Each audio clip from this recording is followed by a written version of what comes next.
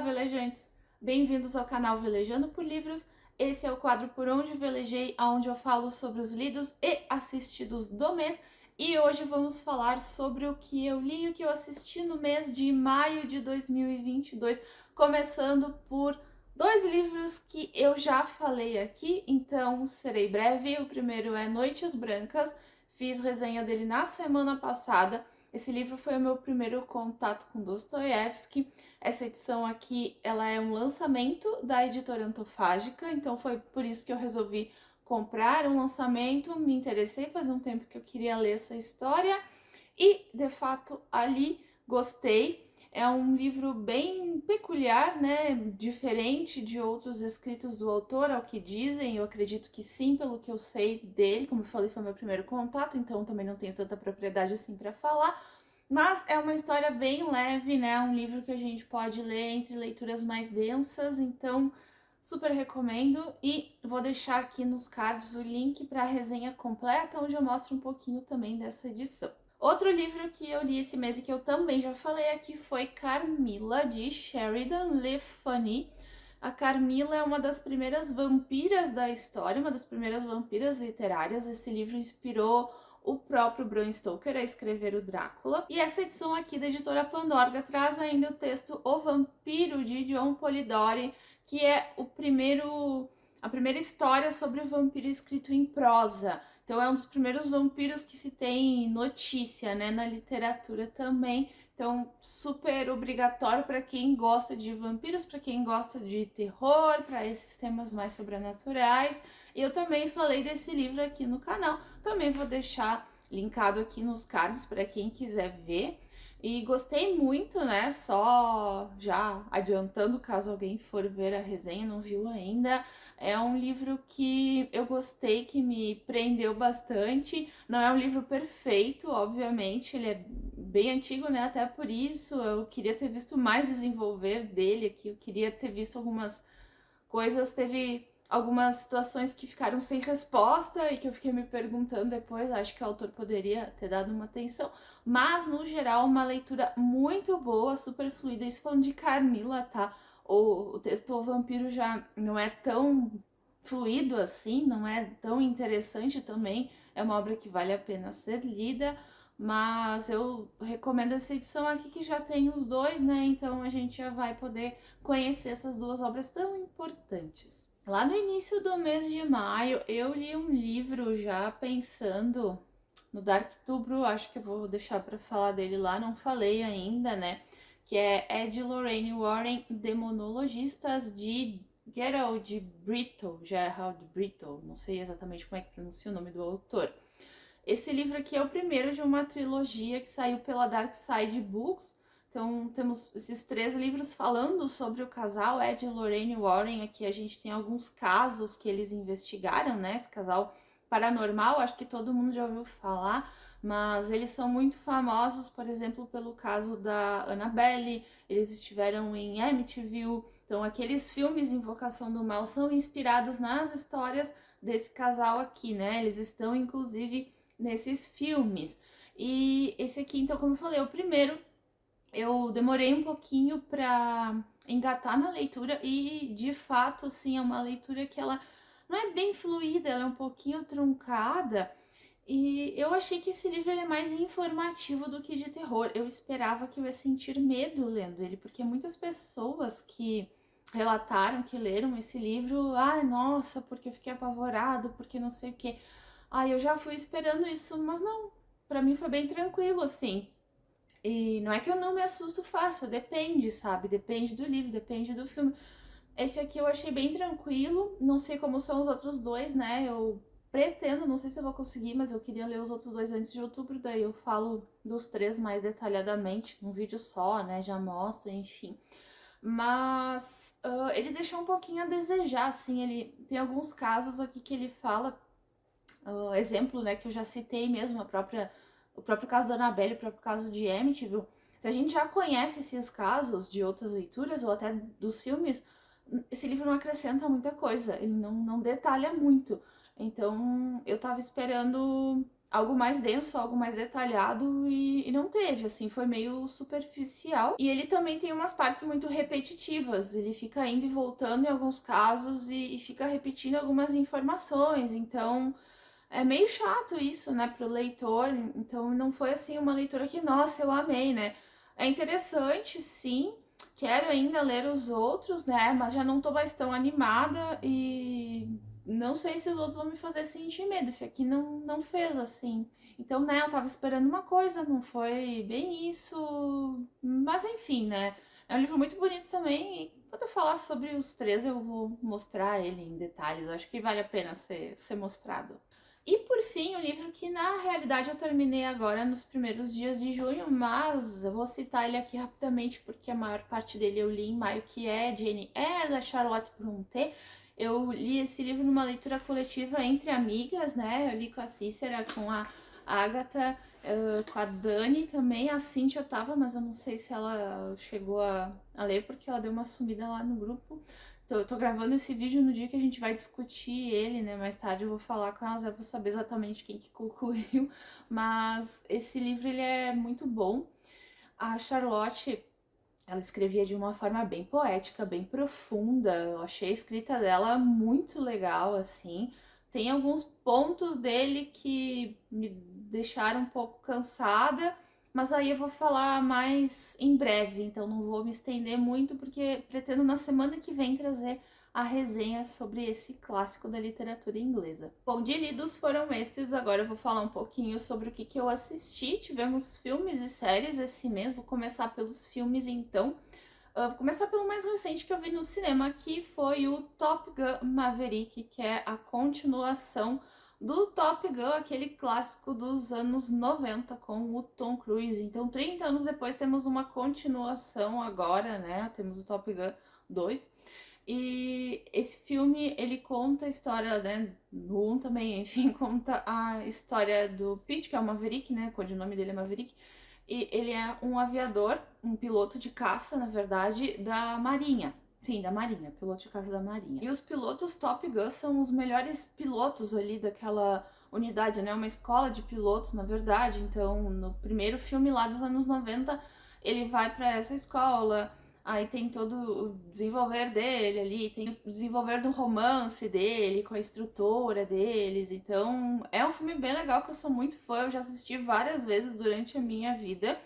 E eu tava muito ansiosa esperando essa continuação, porque falava-se nesse filme desde antes da pandemia, era pra ele ter estreado há muito tempo, e em função da pandemia ele atrasou. Então eu tô há mais de 2 anos, tava há mais de 2 anos esperando ver esse filme. E ele supriu as minhas expectativas, não decepcionou. É um baita filme, eu gostei muito, né?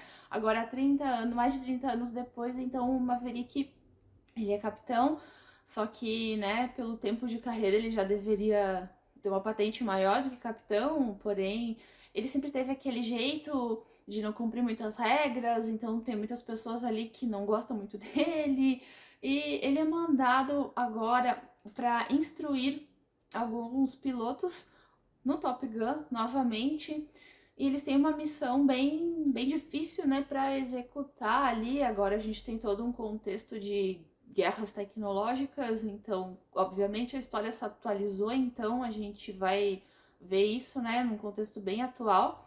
E claro, ele explica um pouco de coisas do passado, né? Tem algumas situações do passado que estão diretamente ligadas com esse filme. Uma coisa que eu achei muito legal é trazer o filho do parceiro dele, né, no primeiro filme lá. Isso não é spoiler, porque o filme é dos anos 90, tá? Mas lá, no primeiro Top Gun, ele perde o copiloto dele, que era o melhor amigo dele também. Então ele fica muito triste, se sentindo culpado, mas ele é absolvido, aquela coisa toda. E agora a gente tem o filho, né, do Goose, que é esse amigo dele. Esse filho é o Rooster e ele tá lá no Top Gun. Então eles têm alguns conflitos, é bem interessante assim ver o desenrolar da relação dos dois.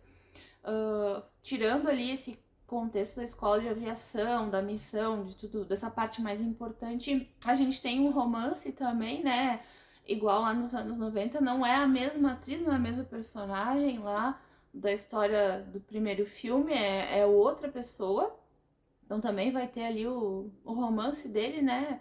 Tom Cruise maravilhoso, tenho que falar isso, né? O cara é um ótimo ator, eu admiro muito ele, vocês sabem, né? Quem me conhece, eu já falei dele outras vezes aqui, principalmente porque ele foi o vampiro Lestat, então desde a entrevista com o vampiro que eu assisti há muitos anos atrás, eu fiquei fã dele, tudo que tem ele eu quero ver, e não é diferente com este filme, é realmente um filme muito bom. Outro filme que eu vi no cinema esse mês foi O Homem do Norte, que é outro filme que quando eu vi o trailer a primeira vez, alguns meses atrás, eu já fiquei ansiosa pra ver. É o tipo de filme que eu gosto. Então, como o nome sugere, ele conta a história de um viking, de um homem do norte, ele é um príncipe, na verdade, o príncipe Hamlet. E esse príncipe, ele perde o pai dele, ali, o rei, né, ali da região que ele mora. E quem mata o pai dele é o próprio tio dele. Então, ele acaba fugindo e ele cresce, né, com esse objetivo de vingar o pai dele, de matar esse tio e de libertar a mãe dele, porque esse tio sequestra a mãe dele, fica com a mãe dele ali, toma ela por esposa, né?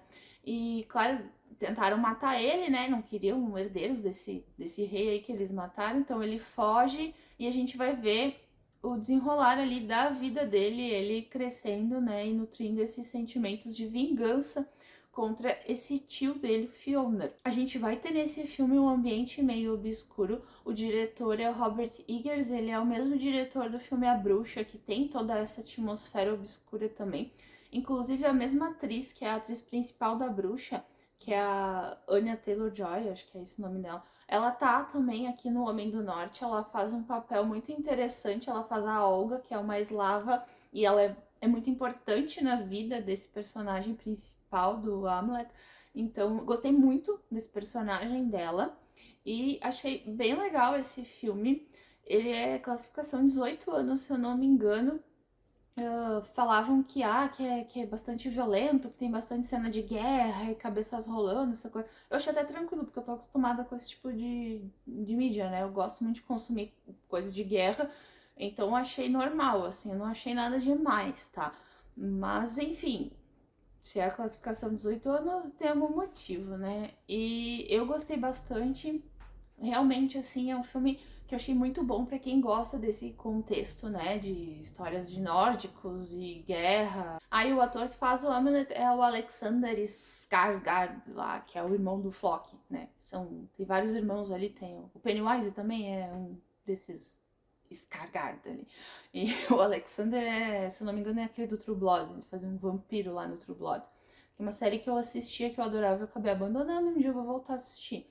Espero. Já que estamos falando desse contexto aí de Homem do Norte, né, de nórdicos, de vikings, então a primeira série que eu vou falar que foi assistida esse mês aqui em casa foi Vikings Valhalla, que é um derivado da série Vikings que ficou muito conhecida, né? Então, por causa disso, como eles tiveram que encerrar Vikings original, resolveram fazer essa série aí que se passa 100 anos depois. Então a gente tem alguns descendentes, né, e alguns personagens que vêm de outros locais, tipo da Groenlândia, que nunca se falou antes no Vikings. Então eu achei bem legal isso.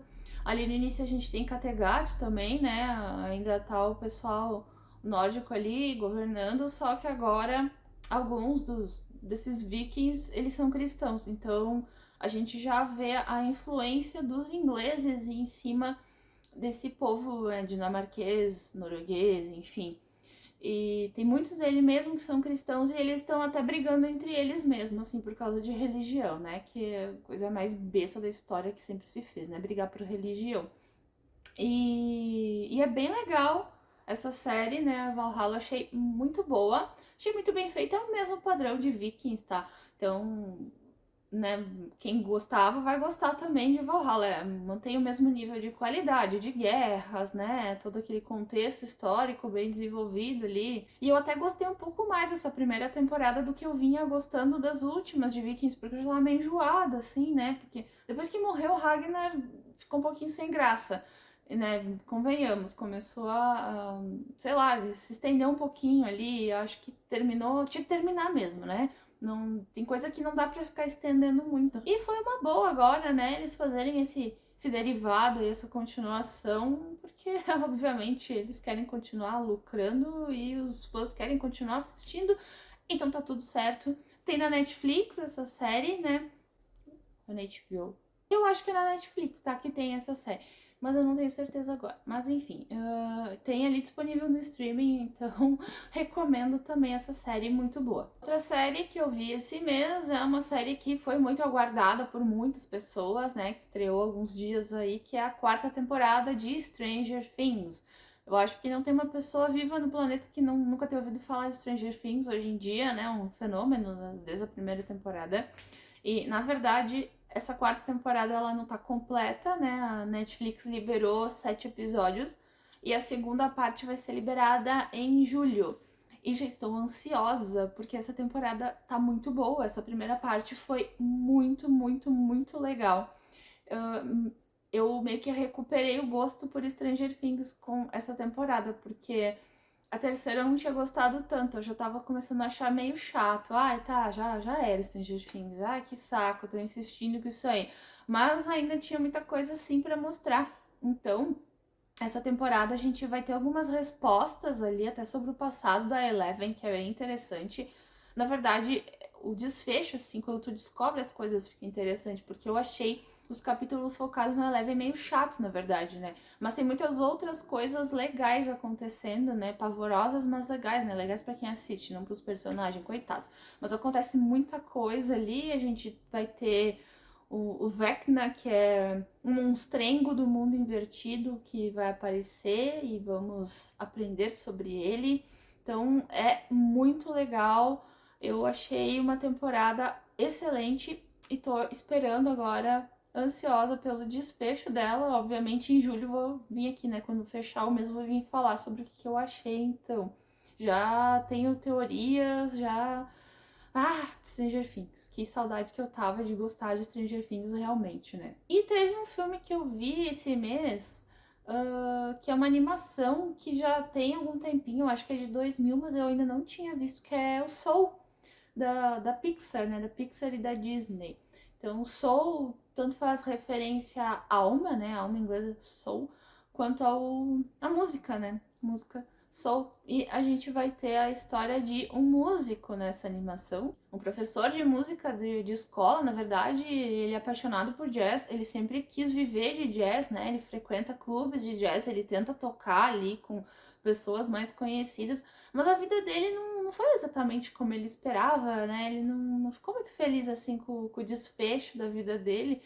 E ele acaba morrendo e ele vai para essa outra dimensão e ele vai aprender algumas coisas ali, ele vai acabar ajudando uma outra alma perdida.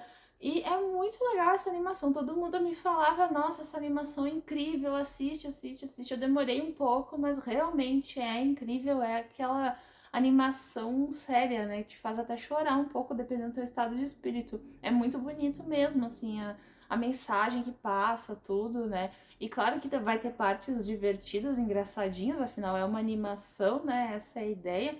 Mas é muito legal mesmo, assim, né? Agora a Pixar tá fazendo umas animações para adulto, né? Porque uns temas profundos que tocam a gente, tipo, divertidamente também.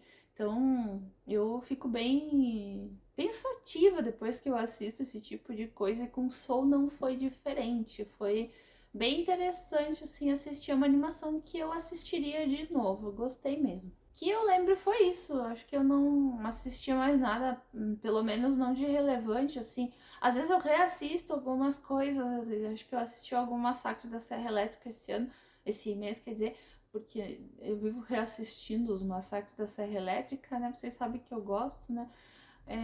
E outras coisas também, então. Mas eu não anotei assim nada que eu achasse importante comentar aqui. Acho que é isso então, de mais relevante, né? De série, de filme.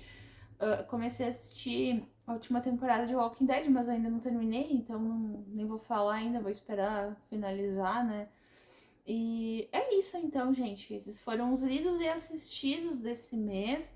Espero que vocês tenham gostado de saber, né? E que peguem algumas dicas aí. E nos vemos na próxima semana. Obrigada por assistirem até aqui e tchau!